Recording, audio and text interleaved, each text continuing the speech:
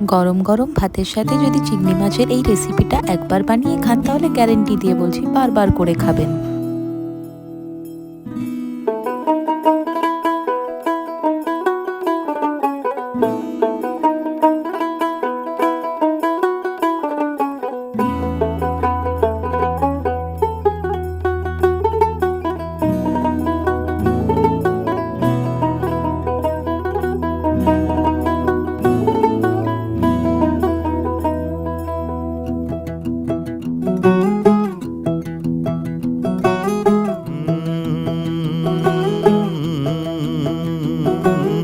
कागज के दो पंख लेके उड़ा चला जाए रे, जहाँ नहीं जाना था ये वहीं चला हाय रे।